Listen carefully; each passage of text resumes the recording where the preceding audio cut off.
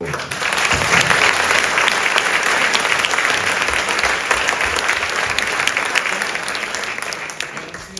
a tutte e a tutti. Anch'io cercherò di limitare al massimo le cose per dare lo spazio maggiore ovviamente al nostro ospite Werner Herzog. Dovrei fare due premesse, ma una la do per scontata, riguarda il mio stato d'animo.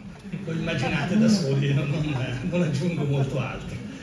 Invece la seconda premessa che ha già suggerito Matteo è che, anche se credo tutti, assolutamente tutti qui in sala abbiamo negli occhi e nella mente molti esempi della grande cinematografia di Werner Herzog, oggi parliamo soprattutto dei suoi libri e del suo rapporto con la scrittura. Prima di parlare dei libri vorrei ricordare che Herzog ha più volte sottolineato come già le sceneggiature delle sue opere cinematografiche sembrano a lui dei testi letterari autonomi. E oltre a questi ci sono dei veri e propri libri.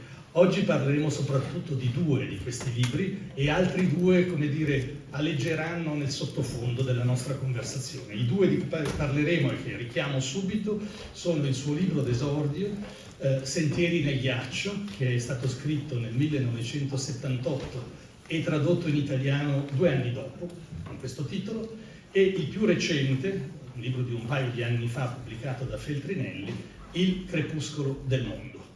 I due che invece rimarranno sotto traccia, per così dire, ma che ogni tanto verranno richiamati, sono recentissimo, è uscito questa settimana in italiano, la sua, come vedete, piuttosto consistente autobiografia intitolata Ognuno per sé e Dio contro tutti, un titolo che richiama anche uno dei suoi film più famosi, e uno splendido volume di interviste, dialoghi alla fine del mondo, da cui ogni tanto mi capiterà di ripescare qualche affermazione, Per cominciare però, visto che siamo in un festival che mette la traduzione al suo centro, da sempre, chiederei a Werner Herzog di parlare appunto di questo, di parlare del suo rapporto con la traduzione, forse tenendo presente vari punti di vista. Il primo punto di vista, più ampio, riguarda in fondo il dialogo tra parola scritta, si potrebbe dire trasformazione del mondo in parole, che è ciò che fa lo scrittore, e il linguaggio cinematografico, trasformazione del mondo in immagini. Oltretutto, in qualche occasione, non frequentissime, qualche pellicola di Herzog è stata ispirata da un'opera letteraria, penso al Büchner del Wojciech, penso a Bruce Chatwin e a qualche altro esempio ancora. Il secondo aspetto della traduzione che invece potremmo considerare è quello propriamente della traduzione letteraria. Intanto perché i suoi libri, come ho appena detto, sono stati tradotti in italiano e, come spesso accade, non sempre la traduzione italiana corrisponde esattamente alla versione originale, che in qualche caso è molto più inventiva, molto più sorprendente. E poi perché lui stesso ha tradotto in tedesco dall'inglese un poema molto particolare di un autore il cui nome non è facile pronunciare, Ondacci credo si debba dire, di nuovo un poema linguisticamente molto complesso. E quindi non è proprio una domanda, è un invito a entrare in materia su questo vasto territorio. Well, first of all, I would like to say that we should focus more on writing, and it starts to sink in slowly that I'm a writer, and it sinks in that what I say since more than 40 years, that my writing will outlive my films. It will have a longer life. And there's a more direct relationship between writing and filmmaking. In filmmaking you have finances in between, organization, crazy actors, editing, and you just name it. Here when you're writing, you're just instantaneously expressing what is going on inside of you. And so I try to avoid at the moment to speak too much about cinema. The only remark about what I heard is that certain pieces of literature should not be transformed in films. For example, Dante, leave Dante in peace and read Dante, do not make a film. Or for example, Georg Büchner, a short text, prose text named Lenz, about 30 pages, which is some of the most beautiful prose that was ever written in German language.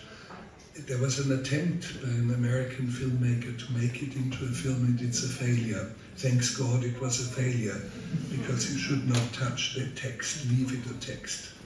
So that's as a preamble to what we are doing here. What is interesting, when we speak about translation today, I discovered saw the translation of Every Man for Himself and God Against All. Can I please have the book for a second? Can I? See. Memorize. What is interesting, and it sounds pedantic, what is interesting is that the book finishes in the middle of a sentence, literally in the middle of a sentence. Maybe you can read this in Italian here, just towards the end. L'ultima frase di questo libro è così, in italiano. Lì, ai piedi del muro di cemento, ci sarebbe un'infiltrazione cristallina dalle rocce laterali, visitata da branchi di cervi, come se tre puntini di sospensione. Yes, in the three points is interesting because the translator wanted to emphasize this is an unfinished sentence.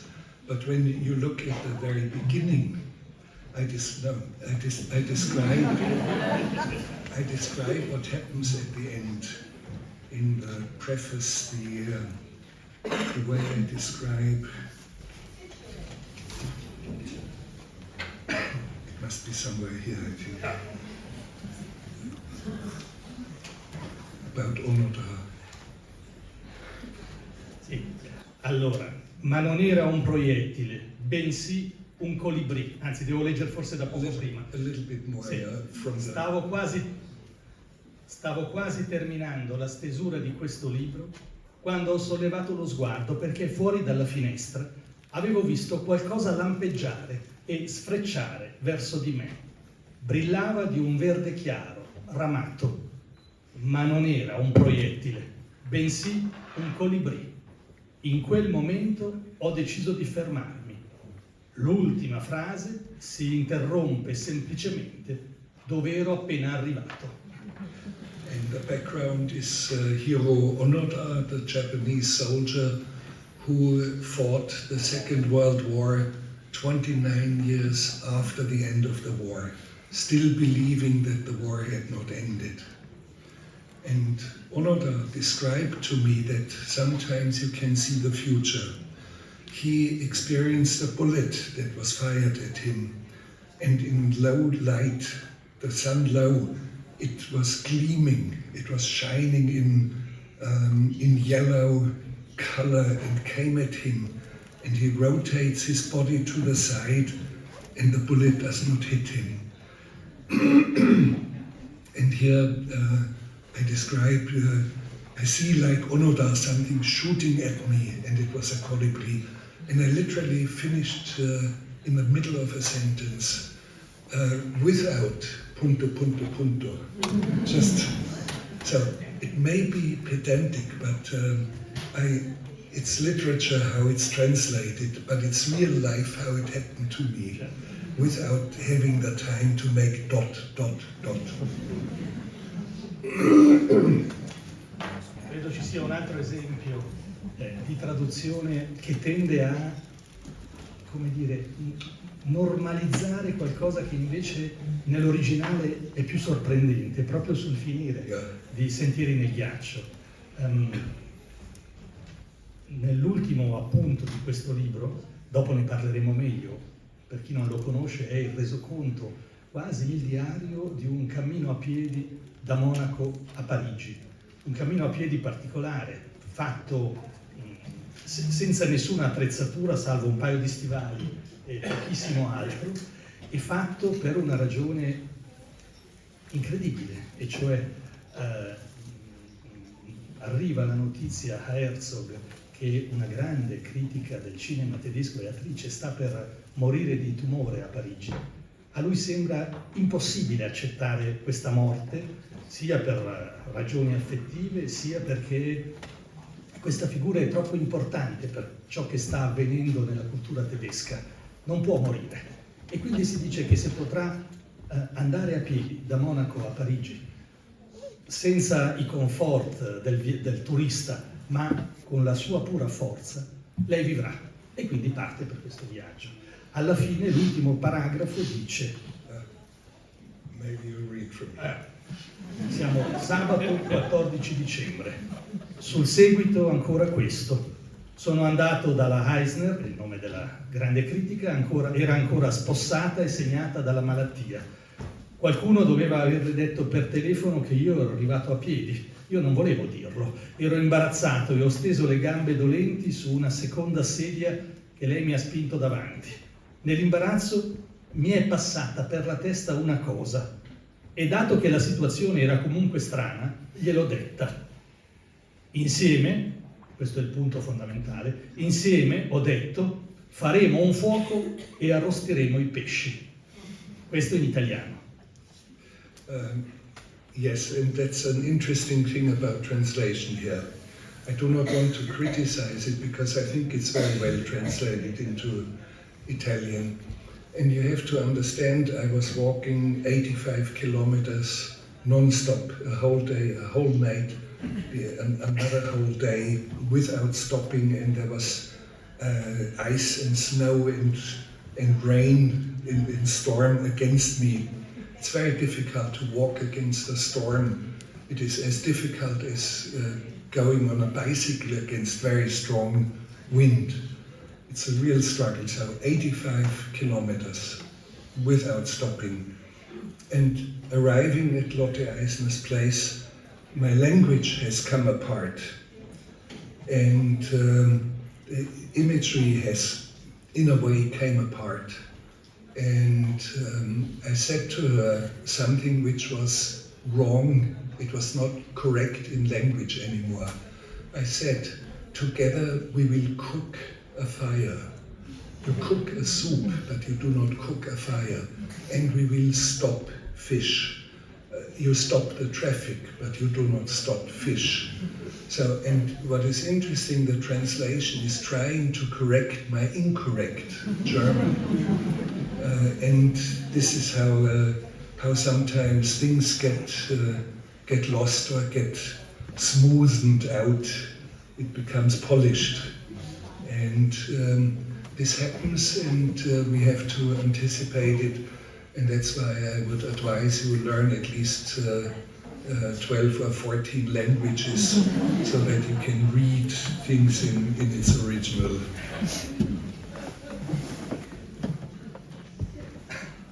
Quest'ultima immagine mi porta subito a scombinare un po' la scaletta che avevo preparato.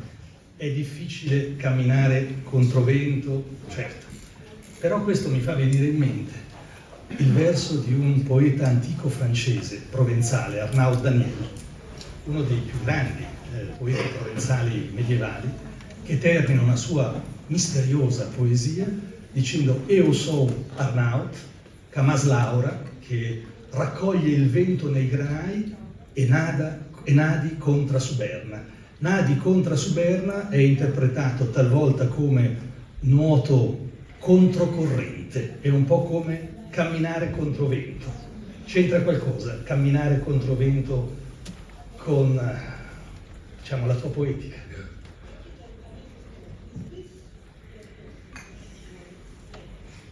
No, there's no idea. I just write. I do not think that much. We have to be careful. And when you're walking like from Munich to Paris, it is a situation that translates immediately into some sort of a text. Of course, I'm a thinking person, but I'm not overloading my writing with big ideas.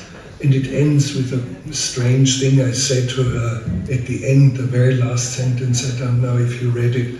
I said to her, please open the window, from these days on I can fly. And I find it interesting that all of a sudden, without me thinking, certain things come up that have engaged me in my whole life. And we have also to understand that many writers who are really, really good, like Bruce Chatwin, has been a man on foot. Or, for example, a great Swiss writer whom I admire deeply, Robert Walser, was somebody who was on foot. Unfortunately, in the last 30 years of his life or so, he was insane and in a lunatic asylum. Or, for example, Hölderlin, the best of all German language poets, traveled, I think, from Bordeaux to Tübingen or to Frankfurt. I don't know exactly, but Frankfurt. Oh, thank you. Yeah. And while he was traveling on foot, he became insane and lived locked away in a tower for 35 years until he died. So we have to be careful. I am clinically sane. I'm not one of those insane ones. I'm clinically sane, so to speak. I think a big source of understanding the world and grasping the world and reading the world, reading the signs of the world, comes when I'm on foot. I live through whole novels. Sometimes I have been living through a great football game, and I'm with the best players that ever were. So in my defense, there's Baresi,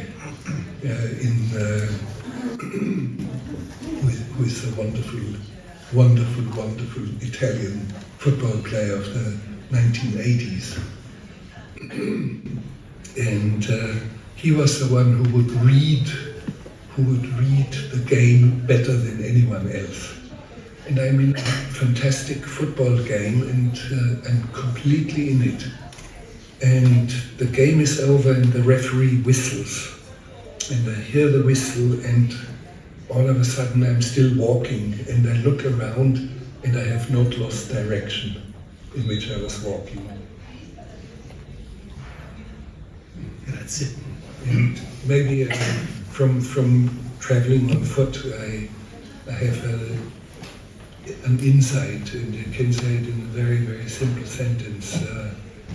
The world reveals itself to those who travel on foot.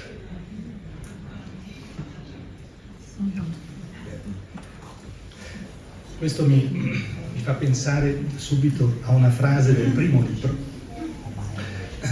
che è appunto Sentieri del ghiaccio. Un libro dunque di cammino vero e proprio. E a un certo punto si dice, vediamo se lo trovo subito, la verità stessa si rifugia nei boschi a un certo momento. Questa è la prima brevissima, la verità stessa va per i boschi. È la prima di una brevissima serie di letture che adesso farei, soprattutto dal secondo libro. Il secondo libro comincia, di nuovo lo dico per chi non l'ha letto, in una maniera sorprendente. Herzog è in Giappone, ormai grande regista, conosciuto, e riceve la notizia, per i giapponesi importantissima, che l'imperatore lo riceverebbe 2 giorni dopo. E lui risponde in maniera poco diplomatica: ma io non ho niente da dire all'imperatore, non saprei cosa dire. Mentre dice questa cosa sente il gelo calare sulla tavolata e poi qualcuno chiede: Ma c'è qualcuno che vorrebbe conoscere il Giappone? Dice sì, Onoda. Onoda è appunto il soldato che non ha mai smesso di combattere per 24 anni dopo 25, dopo la fine della guerra. E da questo incontro con Onoda nasce questo libro intitolato Il crepuscolo del mondo, dove però più che il racconto di Onoda, la trama in sé, mi colpiscono alcune cose che adesso provo a suggerire con le letture e che poi dirò meglio. Saranno letture molto brevi. Allora.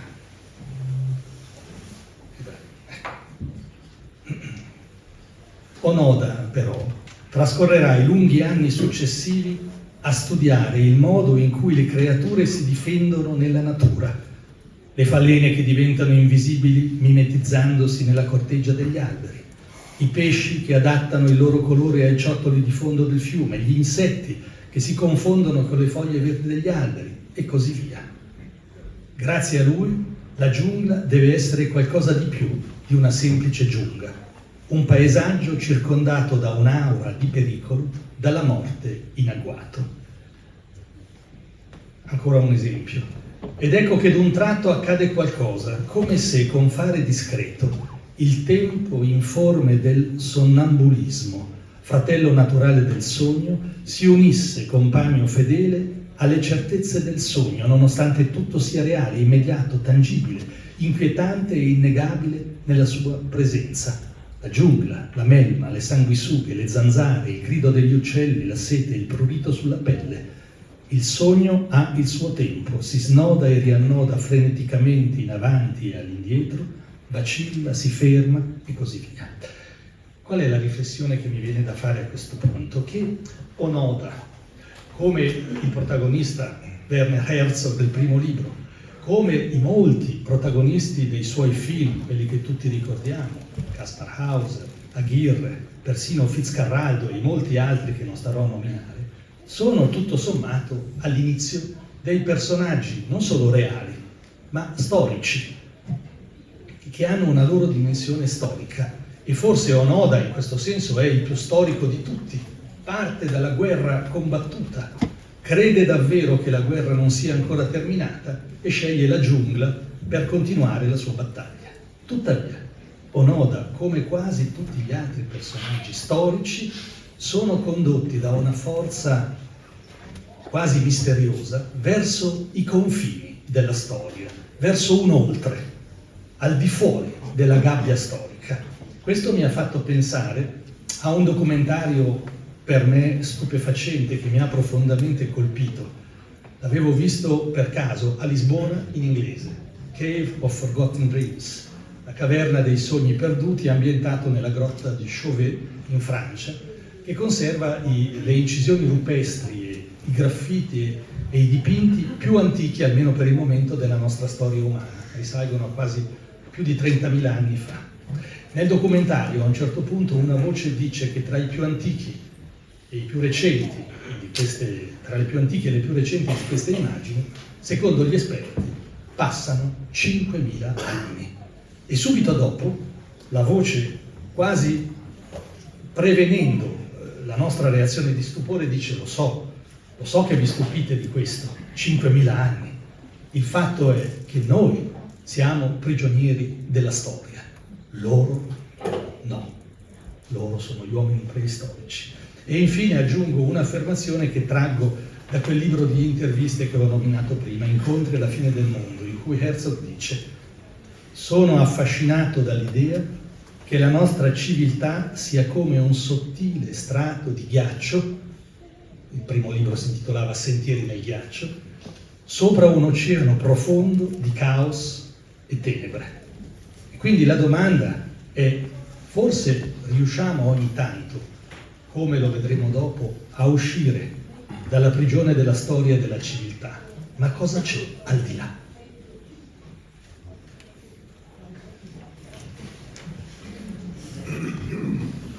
We do not know, and I think it is good that we don't know.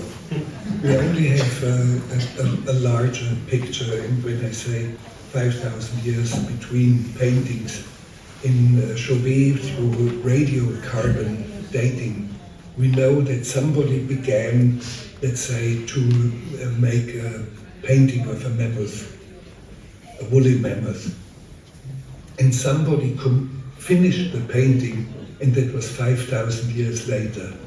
So much time, like between the very earliest Egyptian pharaonic times until today, between one painter to the next who finishes it.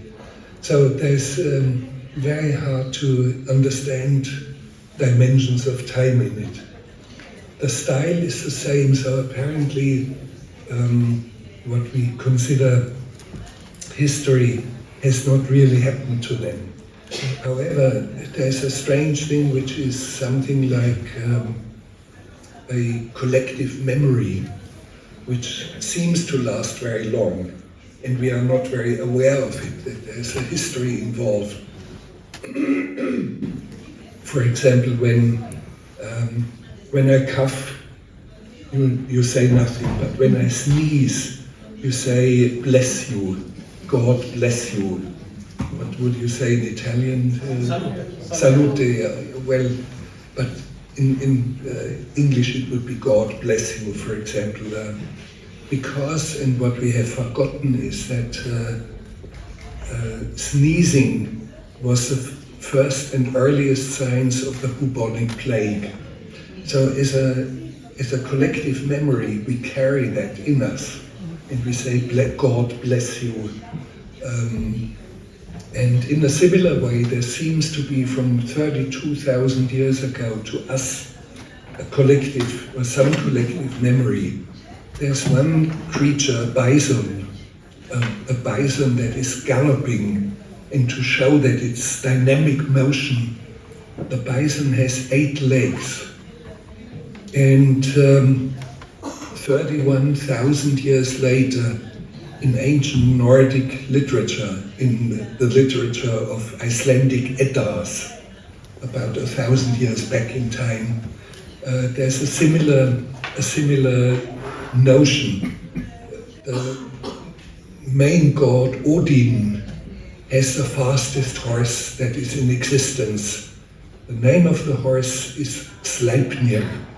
And Sleipnir is so fast because Sleipnir gallops on 8 legs.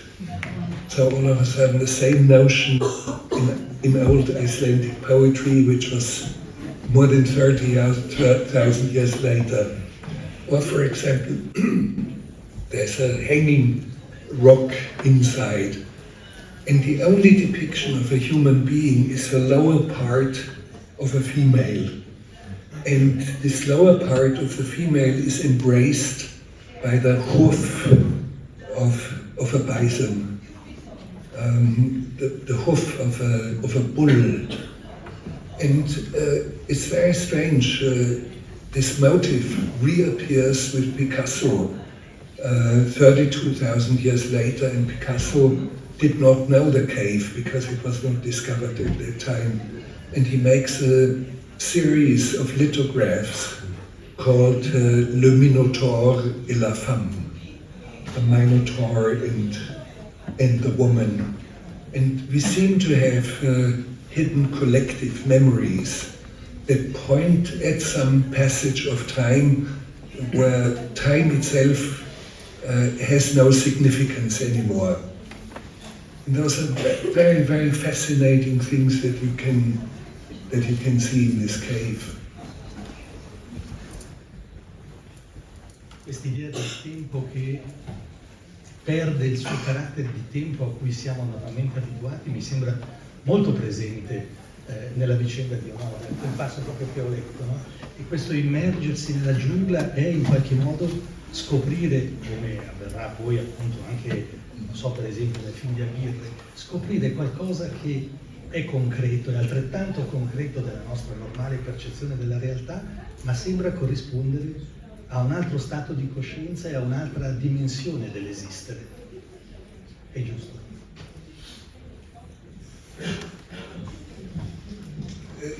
Well, your observation is good and has its value. For me, very difficult to explain things or to verbalize things.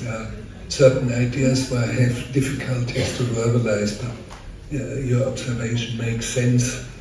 And of course, time plays a big role also in the book, which we don't have here, Conquest of the Useless, which is based on diaries that I wrote during the work on Fitzcarraldo. And there are moments in it where time is completely suspended and is eliminated, and yet we are moving within time, and laws of nature are also suspended. You see, when you move a steamship over a mountain, and the steamship is 340 tons heavy, it is against the laws of nature. So it's a defiance of the laws of nature. So time is suspended, the laws of nature do not count anymore, and yet I move the ship over the mountain. So it's a very strange, it's like as if it had the quality of a dream, or the quality of a great metaphor. And I keep saying it is totally natural for us to do such a thing. Every man should move his ship over the mountain, or every one of us should be in pursuit of the white whale of Moby Dick. So those are the things that are not really based in nature, in the laws of nature. They are only timeless within us.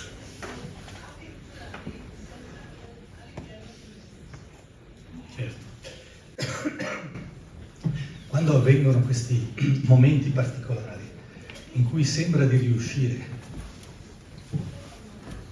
a evadere dalla realtà così come più comunemente la conosciamo, e questo avviene spesso nell'opera di Herzog, scatta qualcosa che credo abbia a che vedere con una contrapposizione che spesso è stata presentata dal nostro autore, addirittura anche in maniera molto secca, molto dura, in un testo che si chiama La dichiarazione del Minnesota del 1999.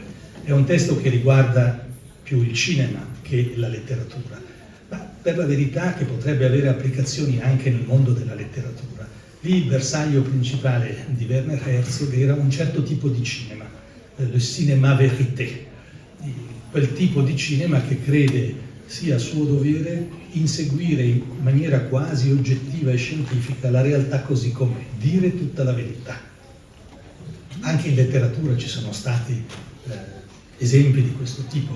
Per esempio mi ricordo un grande scrittore italiano, molto particolare, che si chiamava Carlo Emilio Gadda, che quando gli hanno chiesto di dire la sua opinione a proposito del neorealismo italiano, ha detto, più o meno, cito a memoria, a me sta bene che un libro o un film mi faccia vedere una scarica di mitra, ma vorrei anche sapere, diceva Gadda, le ragioni e le irragioni che si celano dietro quel piombo scagliato. Ecco, quando Herzog nel 99 scrive questa dichiarazione del Minnesota, propone una netta contrapposizione tra quella che lui chiama la verità dei contabili, cioè quella verità a cui alludevo fin qui, e un'altra forma di verità, che credo lui chiami verità estatica. Con un gioco di parole si potrebbe dire che la sua ricerca di verità non è estetica, ma estatica. E vorrei chiedergli se può spiegarci un po' meglio questo concetto e anche, per concludere la domanda, anche l'effetto che questa verità estatica può produrre su di noi nel condurci verso una dimensione come quella della Grotte di Chauvet, di grandezza. Questo mi ha fatto venire in mente, glielo dicevo qualche ora fa quando ci siamo conosciuti, una lettera che molti ricorderanno di un poeta quasi contemporaneo di Hölderlin, Giacomo Leopardi. Leopardi a 20 anni, anzi a 19, cerca di fuggire dalla casa per lui asfissiante dei suoi genitori, da Recanati, La fuga andrà male, lo beccano e non riesce a scappare, ma ci resta la lettera che aveva scritto a suo padre per spiegare le ragioni della sua necessità di andarsene. E in questa lettera dice che lui vuole perseguire un ideale di grandezza, ma poi si interrompe un attimo e dice: ma forse lei, signor padre, voi non potrete capirmi, perché forse lei non conosce altra grandezza che quella che si misura con i calcoli e con le norme geometriche, cosa che mi sembra molto simile alla verità dei contatti.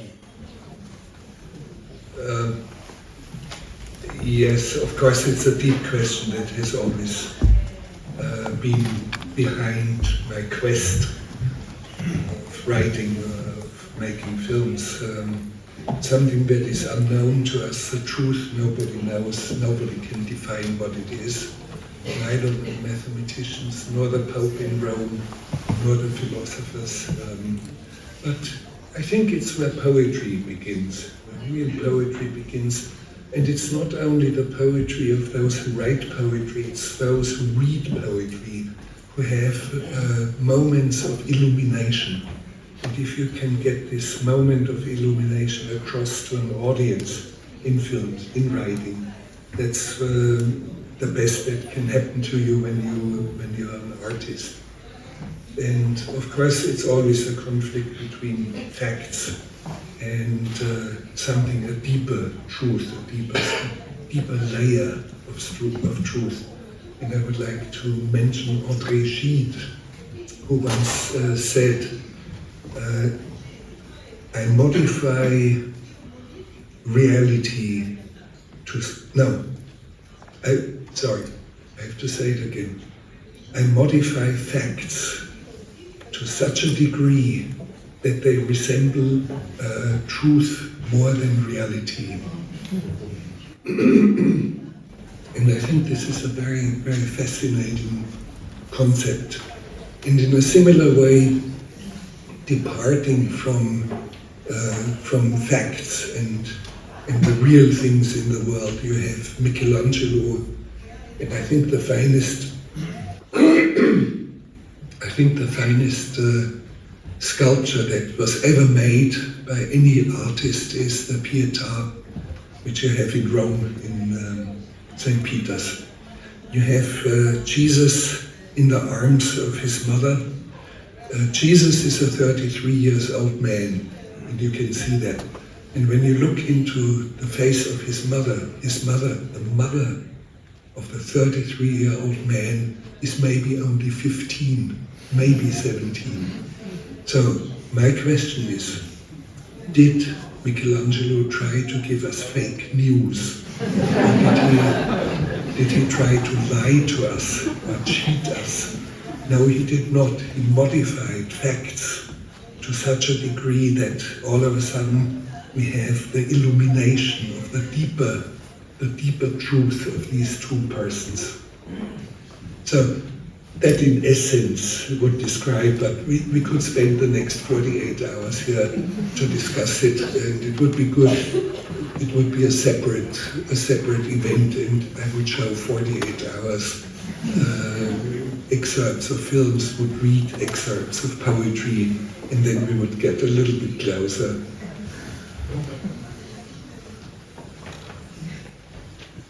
Certo, una cosa che non ho detto è un altro pezzettino della dichiarazione del Minnesota che dice, ed è esattamente quello che ha detto poco fa Herzog, che dice: il dato di fatto crea norme, la verità illuminazione.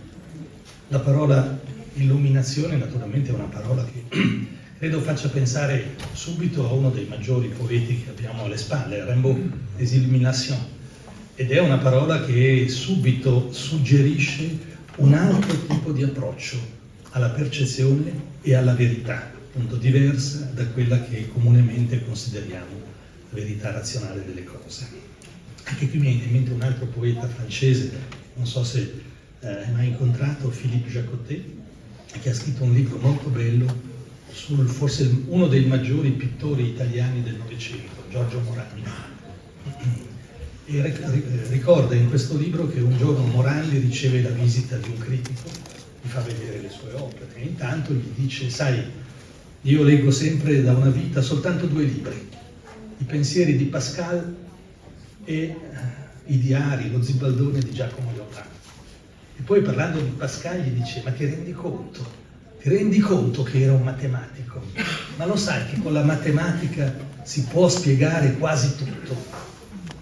E Jacotet annota: forse in quel quasi c'è tutta la pittura di Morandi. Il gioco è cioè che non si può esattamente misurare. Mi sembra che sia un po' questa la lunghezza d'onda di questa parlando. Well, it's a big load of poets and painters and voices. And I think what Rimbaud did and wrote down makes him immortal, because he's after illumination. He's clearly immortal. And we speak in 2,500 years again, and we will still have him around.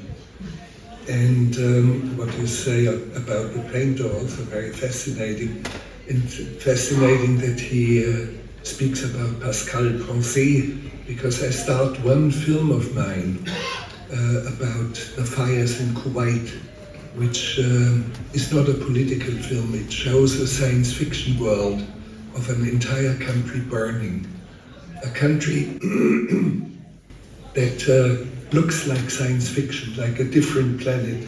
It cannot be our planet anymore, what I'm showing. And I start the film with a quote from Blaise Pascal, from Pensée, from the thoughts.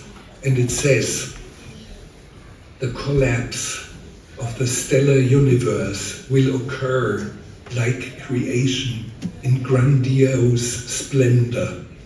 And it's a wonderful, wonderful sentence, and under Blaise Pascal, and I have it as a written text on the screen before you start to see the film.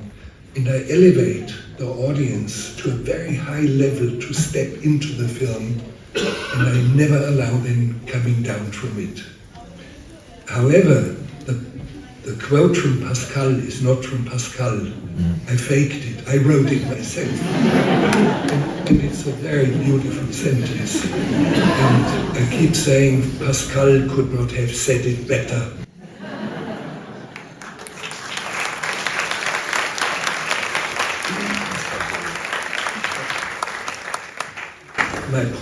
My point here is that yes, I shape, I modify, I sculpt facts to such a degree that it resembles truth more than reality.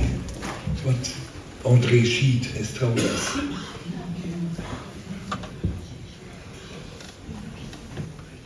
Certo, questa frase di Pascal, che non è di Pascal, perché è così bella? Yes. Cos'ha di così sorprendente? Io credo che c'entri qui un elemento che è importantissimo nel cinema, ma è importantissimo anche nella scrittura: la forza dell'immagine.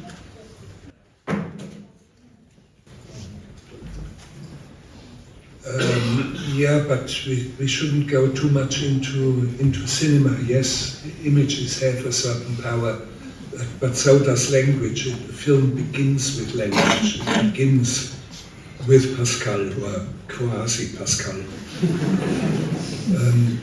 And it is totally legitimate what I'm doing. You can scream at me until you are blue in the face, and I still would insist, yes, I do what I'm doing. And it's the right thing to do as a poet.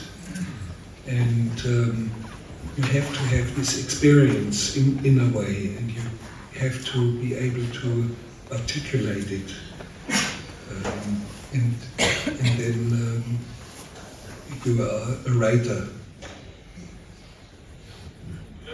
And you see it throughout all my books.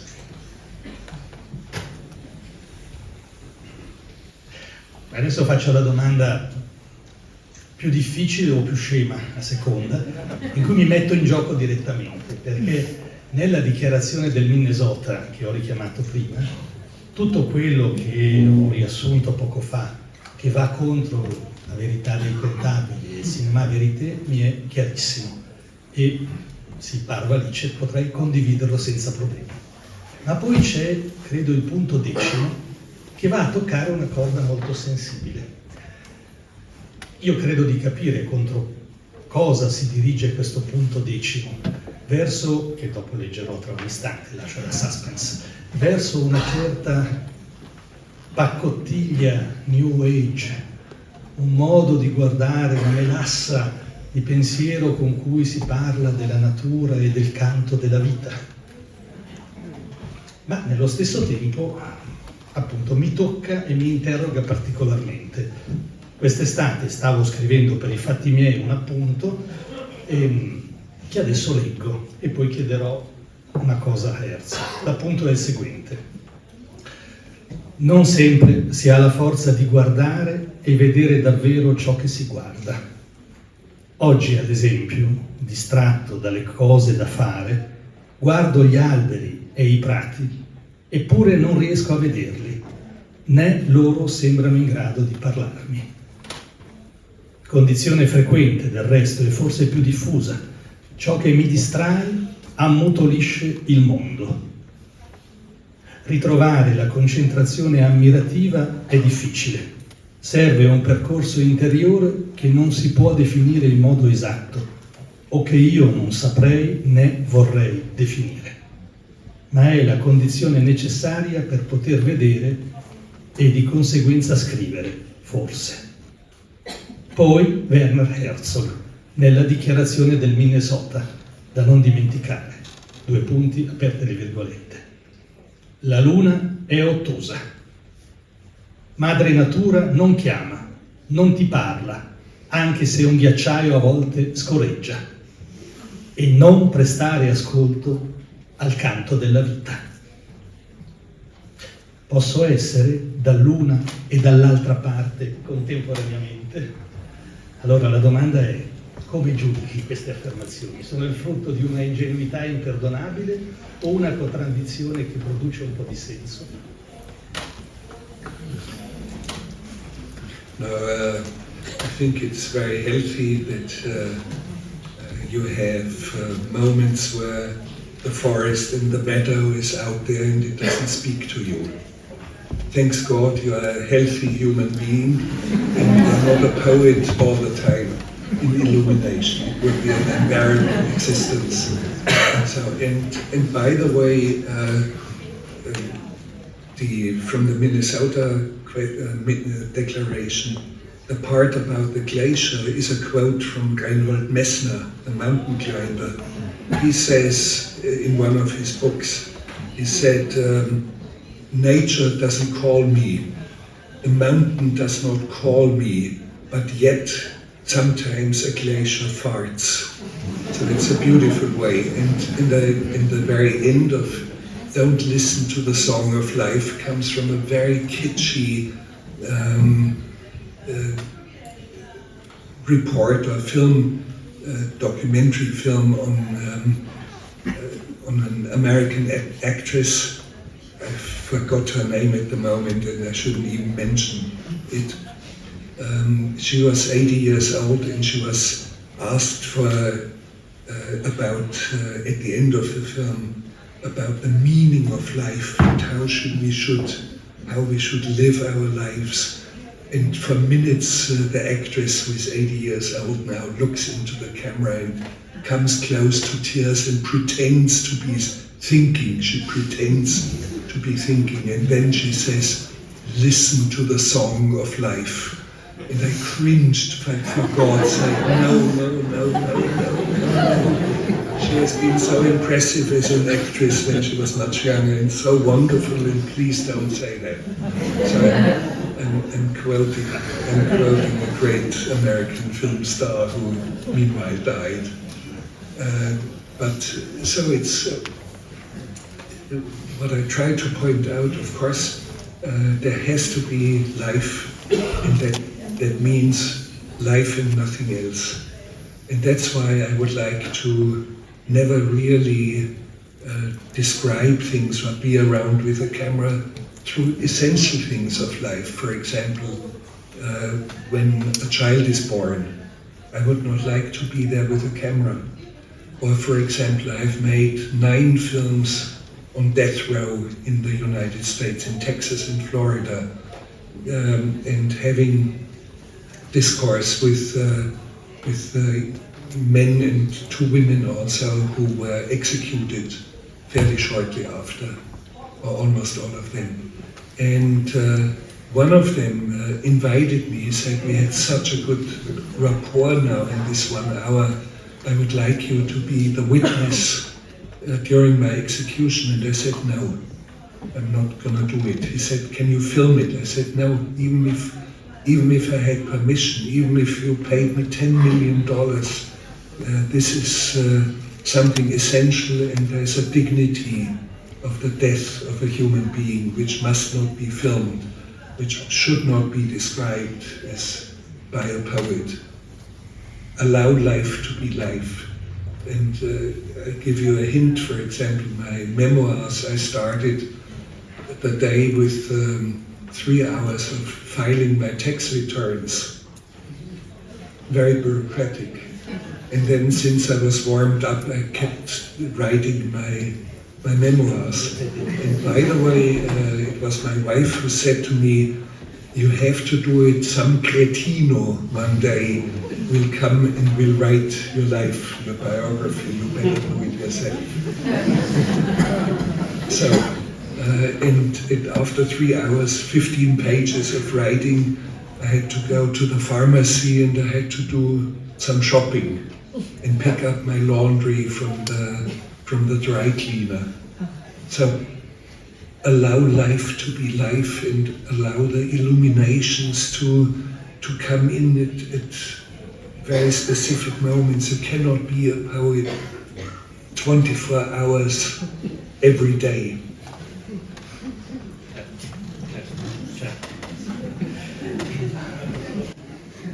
Mi sembra che si sia capito bene.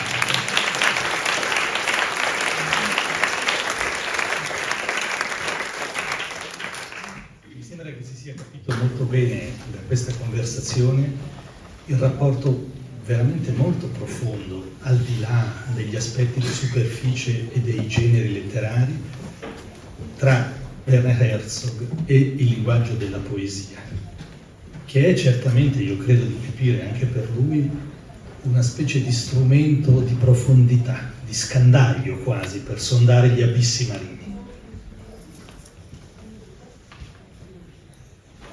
Questo mi ha fatto venire in mente però un passo che credo di aver letto in questa autobiografia, in cui molto con la forza che abbiamo sentito in lui e con l'ironia anche, dice di non amare affatto, anzi forse dice un po' peggio, gli psicanalisti, di non avere mai sentito il bisogno di un'esperienza psicanalitica, anzi di considerare la psicanalisi una delle iatture del XX secolo, perché, aggiunge con un'immagine molto evidente, una casa illuminata in tutti i suoi anfratti sarebbe una casa inabitabile.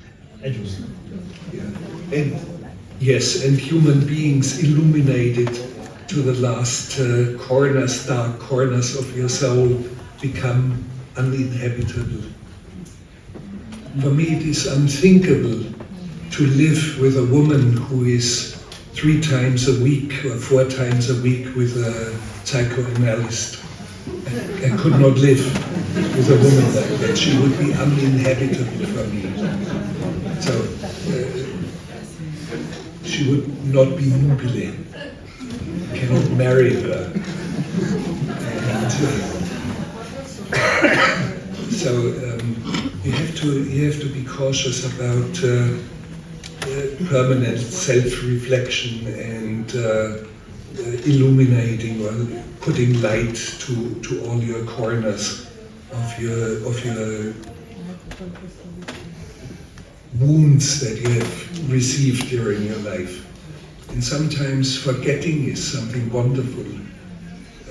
I'm against, for example, uncovering childhood traumas, traumatic events that you went through. It's much better to keep it forgotten. It's much healthier, and it makes those who start to look back into the reasons and whatever of their childhood traumas. It makes them very, very difficult into very difficult human specimens. Not for me. I have hard times with people who are too much into self-reflection.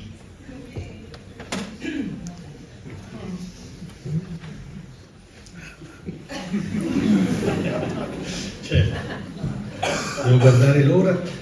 Forse comincio a leggere un brano che avevamo pensato di utilizzare come conclusione, anche se questo non vuol dire che concludiamo l'incontro, ma che poi vedremo se magari ci sono anche domande, osservazioni o curiosità dal pubblico.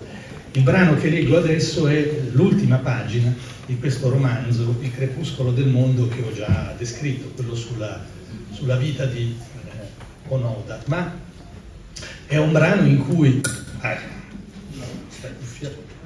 come vedete, la indosso come Fantozzi. Dicevo, è un brano in cui le vicende che hanno attraversato tutto il libro diventano meno importanti, e invece proprio questi aspetti che abbiamo costeggiato durante la conversazione, cioè le accensioni immaginifiche del linguaggio, prendono il sopravvento. Allora leggo proprio la pagina conclusiva. Ormai la vicenda è finita, Onoda è tornato, per così dire, a una vita quasi normale, si sono incontrati, Onoda ha insistito affinché Herzog lo seguisse in un certo santuario dove lui avrebbe potuto mostrargli la sua uniforme che aveva indossato nella giungla per tutti quegli anni di guerra assurda. Ed ecco la pagina finale. Dopo la visita al santuario ci fermammo a conversare in un parco fino a tarda notte. Era stato un sonnambulo per tutti quegli anni, o aveva sognato allora l'oggi, l'adesso. Spesso a Lubang è il nome dell'isola dove si svolge la vicenda, spesso a Lubang si era posto questa domanda. Non c'era nessuna prova che quando sognava che quando era sveglio fosse sveglio, e nessuna prova che quando sognava stesse sognando. Il crepuscolo del mondo. Le formiche, quando per ragioni misteriose si fermano, muovono le loro antenne, fanno sogni profetici. Le cicale gridano all'universo. Nel terrore delle notti, un cavallo dagli occhi incandescenti fumava sigari. Un santo lasciò un'impronta profonda nella roccia su cui aveva dormito. Gli elefanti di notte sognano in piedi. Di notte, nei sogni febbrili, le rocce vengono sospinte su per le montagne incandescenti di rabbia. La foresta si contorce e si estende come bruchi che vagano in salita e in discesa. L'airone messo all'angolo attacca solo gli occhi degli inseguitori. Un coccodrillo ha mangiato una giovine nobildonna. I morti si fanno seppellire in piedi, rivolti al sole. 3 uomini a cavallo, le selle vuote. La rete del pescatore assopito cattura i pesci. Chi cammina all'indietro dovrebbe anche parlare all'indietro. Onoda, letto all'indietro, diventa Adono. Il cuore del colibrì batte 1200 volte al minuto. Gli indiani silenziosi del Mato Grosso do Sul credono di avere 2 vite contemporaneamente. Soltanto in mezzo al bestiame nel Mato Grosso, Onoda si sente al sicuro. Il suo cuore batte con i cuori degli animali. Il suo respiro respira con loro. Solo allora sa dove si trova, sa di esistere. La notte è finita e i banchi di pesci nuotano nel buio.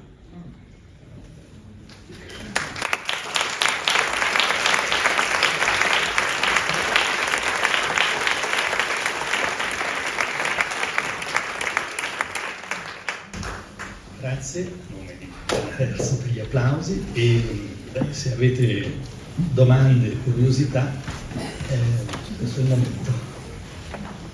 Abbiamo ancora, credo, una ventina di minuti circa.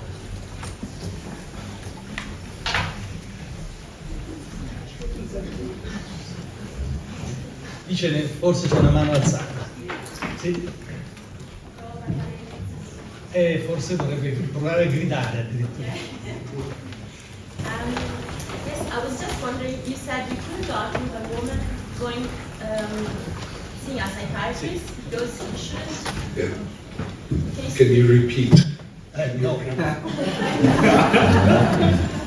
Vabbè, provo a parlare un po'. Yeah.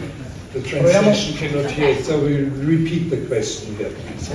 Okay, you said you couldn't go out with a woman seeing a psychiatrist because...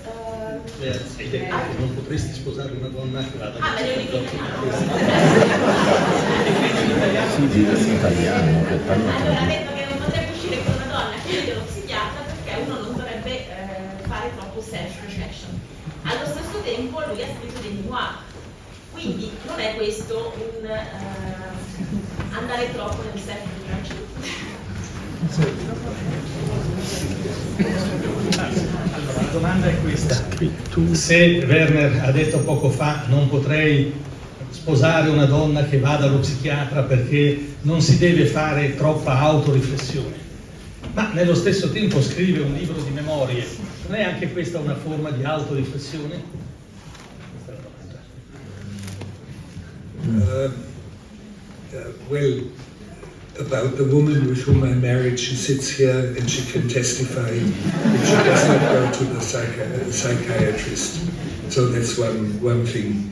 The other question about memoirs, of course, in a way there is some self-reflection and memories in it, but of course describing events is not necessarily a question of looking deep inside of your soul.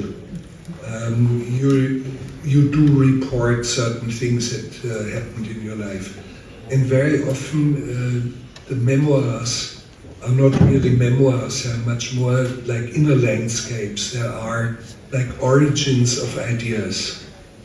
Instead of talking much of the film Agire, The Wrath of God, I describe an African revolutionary, John Okello. There's a whole chapter on John Okello, who in the early 1960s staged the revolution in Zanzibar, on the island of Zanzibar, which at that time was still Arab dominated. A minority of Arabs still dominated 85% of Africans. And he, at the age of 27, declared himself field marshal and succeeded with the revolution, complete crazy events. And he delivered speeches to the people most of the time circling in a small aircraft over the island, and the onboard radio was switched to the radio station on the island. And he delivered speeches so completely mad and so incredible that it made it to the Western news in miscellaneous small news in the newspapers. And I was in contact with John Okello. I have several letters from him, from the Field Marshal, John Okello, the 27-year-old Field Marshal, self-declared, of course. And in a way, these mad speeches of John Okello can be heard as a distant echo in the mad speeches of Agire, the protagonist of my film. So I'm speaking of John Okello and not so much about Agire. In a way, it is not really self-reflection to speak about this. For example, all of a sudden, I intersperse the text with 5 ballads of the little soldier. I was with child soldiers in Nicaragua, Honduras, and while I was there, I would take notes and write diaries and ballads of the little soldier, and there's a chapter ballad of the little soldier, and I describe the death of a 10-year-old soldier, and it's not self-reflection, it is just something that hit me very hard because he shot himself in the mouth with an M16, and I saw it. So I just describe it, and it's a stark, naked prose. It's a little bit like Hemingway would write his short stories. It has this sort of laconic power. I never wanted to imitate Hemingway, but all of a sudden I think Hemingway is not any better than what I'm writing here. So, and of course, not much self-reflection, even in my own judgment about the quality of my book.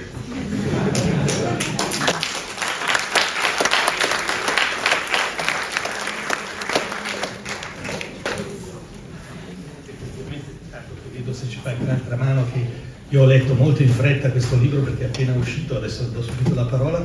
È un libro di fatti principalmente, fatti che in parte il lettore di Herzog e soprattutto delle sue interviste già conosceva, e in parte sono fatti nuovi o raccontati in una prospettiva diversa, più minuziosa. Soprattutto è nuova, almeno per me, tutta la prima parte dedicata all'infanzia e all'adolescenza. Ma anche in quel caso sono rarissimi gli episodi di autoriflessione nel senso che intendevamo prima. È proprio una narrazione di ciò che è capitato, e ciò che è capitato è spesso sorprendente. Non credo perché, almeno fino ad un certo punto della sua vita, Werner Herzog abbia fatto cose che nessuno di noi può aver fatto, ma perché riesce retrospettivamente a vederle bene e a metterle nella giusta prospettiva, che è una prospettiva costantemente, direi, avventurosa, ma nel senso dell'avventura come stupore, come sorpresa di fronte alla vita. C'era una mano alzata qui. Sì. Yeah. Just a quick response. Yes, you are right. There's always a sense of awe, a sense of wonder, and that's the beginning of poetry, and that's the beginning of cinema. So it's nothing particular. And of course, my life has been very densely packed. Has had great dangers, I have lived through things that normally a filmmaker, professional, does not live through, like moving a ship over a mountain or putting the entire cast of actors under hypnosis for a film, and on and on and on and on. So, in a way, this kind of compact density informs the prose, and it forms a perspective. And because my life was so different from all my peers, all the others who are making films, my prose is different. It reflects into the language. Grazie. Yeah. In italiano o in inglese? Italiano. Ma quando arrivano dai palchi i microfoni non arrivano, e per quello è il problema. Allora, prego. Vado in italiano? Sì, poi io faccio... Sì, ok. Come penso molte persone qui, conosco un po' l'opera di Werner Herzog e vengo ad ascoltare facendomi soggiogare un po' dal personaggio. Un attimo solo che come molte persone qui, conosco un po' l'opera di Werner Herzog e lo ascolto facendomi un po' soggiogare dal personaggio, dalla sua fama e dalla sua particolarità. Poi arrivando poco a poco a conclusione di questo evento, guardo le cose un po' più analiticamente, e c'è una cosa che mi colpisce molto nel discorso di Herzog ed è come una radiografia di questo discorso. E poi, allora, avendo ascoltato tutta la conversazione, vedo un po' meglio le cose in maniera un po' più analitica, e c'è una cosa che mi colpisce molto, come se fosse una radiografia di Werner Herzog. E ho l'impressione sempre più nell'opera più recente, no? Se potessi semplicisticamente creare due fasi nella filmografia di Werner Herzog, cioè, mi colpisce proprio come un'ossessione fortissima la questione dell'abitabilità. L'abitabilità. La sostenibilità, cioè l'immagine della moglie che non si può sposare, forse Riassume questo. riassume quest'idea, ma per me va molto al di là. E allora la cosa che da cui viene particolarmente colpito è che ha l'impressione che soprattutto nell'ultima fase della tua opera, se si può dividere in fasi, sia presente quasi un'ossessione per la sostenibilità e l'abitabilità. E in questo senso quasi la battuta circa la donna che non si può sposare perché va dallo psicanalista potrebbe essere il riassunto di questa, la condensazione di queste idee.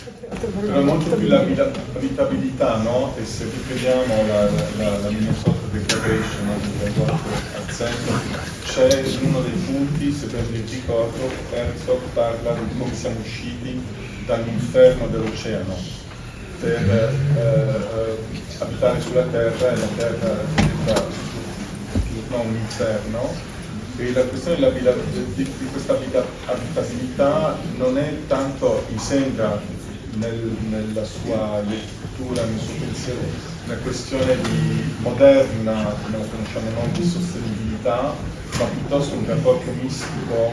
Capito? Okay, let's make it short here.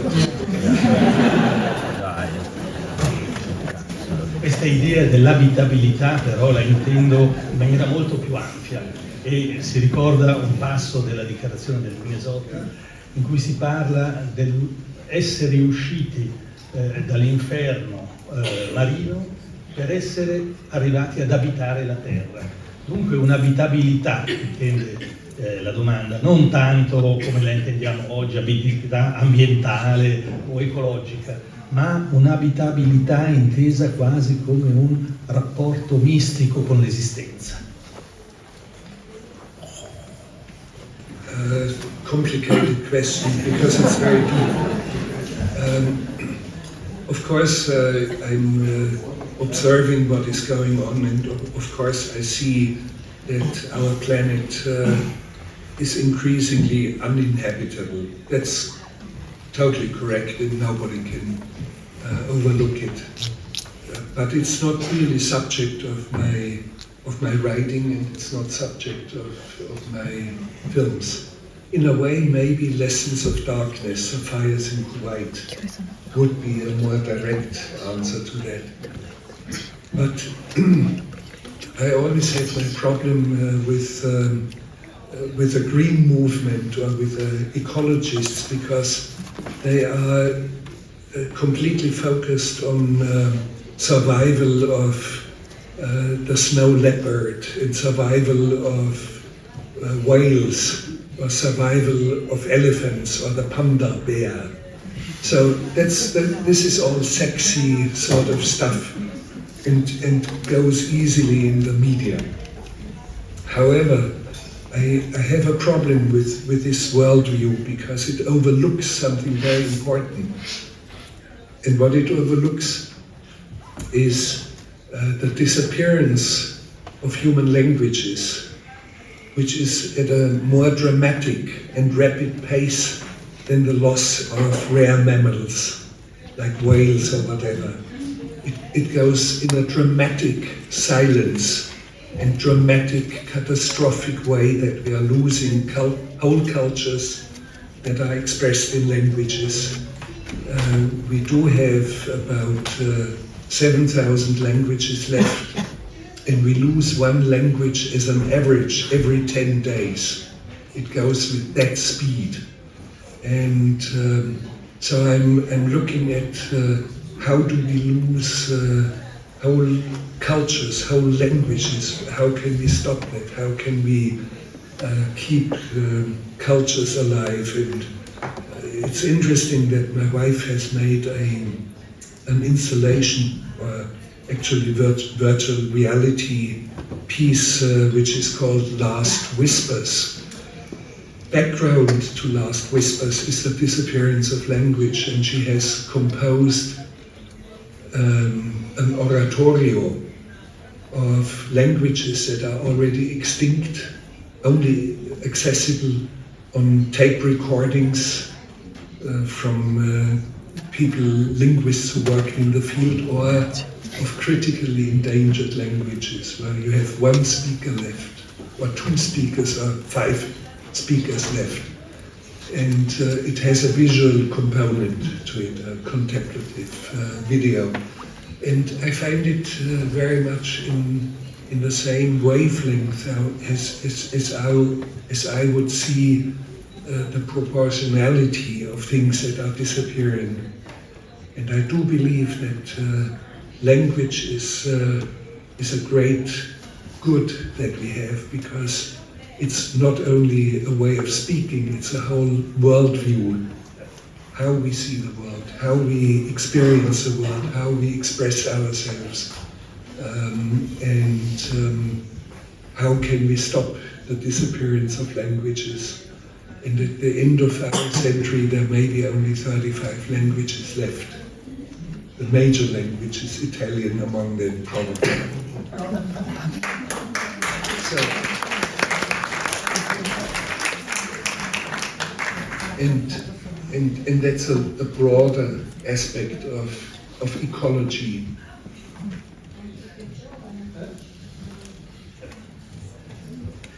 Speriamo l'italiano, ma un poeta italiano che adesso è scomparso, molti hanno già sentito questa battuta, che non è una battuta, si chiamava Edoardo Sanguinetti. Spesso quando doveva leggere in pubblico diceva: buonasera, io mi chiamo Edoardo Sanguinetti, leggo le poesie che ho scritto in italiano, cioè in un dialetto dell'inglese. Yeah, well, it's a nice provocation by a real Italian. Certo. C'è un'altra mano alzata e poi credo che dovremmo avviarci alla conclusione stavolta per ragioni di tempo. Cioè, uno degli aspetti che mi ha sempre affascinato nell'opera di Herzog sono come 2 anime. Da una parte c'è quella alla ricerca del sublime, di una verità dove in fondo i fatti contabili devono essere piegati alla ricerca di un'illuminazione, però dall'altra parte c'è anche un amore per la scienza. Aspetta che Sì. di dire. Ah, ma non sento. Ah, sì. No, devo fare Allora, anche per la traduzione. Sì. Allora, nell'opera di Herzog mi hanno colpito sempre 2 aspetti. Il primo è quello di cui si è parlato, cioè la ricerca del sublime, all'interno della quale i fatti devono essere piegati in qualche modo affinché scaturisca da essi l'illuminazione. Dall'altra c'è tutta una serie di documentari che si occupano di internet, addirittura l'ultimo non ancora uscito nei nostri cinema, Il teatro del pensiero, dove cerca attraverso le reti neurali, l'affascinante mondo del virtuale, di capire come da questi tessuti, da queste macchine che lavorano essenzialmente con modelli matematici, quindi con fatti, come autoemerga questo famoso pensiero. L'altro aspetto è intanto la passione e l'interesse per il mondo della scienza e addirittura della tecnologia, e la domanda cita alcune di queste opere che scandagliano internet, i nuovi linguaggi, o addirittura in un'opera che ancora non è uscita nei cinema della Svizzera italiana, le reti neuronali, l'intelligenza artificiale, insomma tutto questo orizzonte che ha a che vedere con le macchine, la tecnologia, e che sembra dominato da una sostanziale forza di natura matematica. tant'è vero che una delle sue che cerca in fondo di unire queste due anime apparentemente contrapposto è che Herzog ha prestato la sua voce per delle poesie create da un sistema tipo ChatGPT3, cioè c'è proprio questa specie di tentativo di trovare una sintesi. Ecco, volevo sapere se poteva dirci qualcosa su questi due aspetti. Il punto quasi più estremo di questa attenzione per scienza e tecnologia è l'aver prestato la tua voce per delle poesie create dall'intelligenza artificiale. Allora, tra queste due polarità, la domanda chiede se si può dire qualche cosa, se è il tentativo anche di creare una sintesi tra questi due mondi.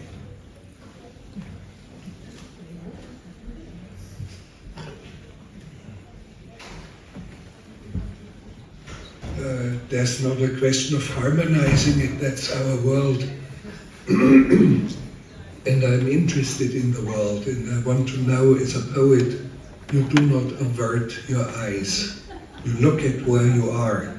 And this is why I'm watching sometimes trash TV, just to know what's going on around us. How is the general interest of the entire population somehow focused? And of course, I'm interested in the internet that I use very little. I'm not on social platforms. I do not have a cell phone, but of course I know what is going on. I look into it, I listen to it. I have spoken the voice of the robot who created poems. Artificial intelligence created poetry. And there's a book which is called I Am Code. And there are poems that are written by artificial intelligence, by a robot, so to speak. And they're very good. Some of them are phenomenally good, better than anything I have read in the last 30 years from a human being. So it's totally fascinating. Of course, when you take a good look, it is mimicry. It is mimicry of poetry. It is the pose of poetry.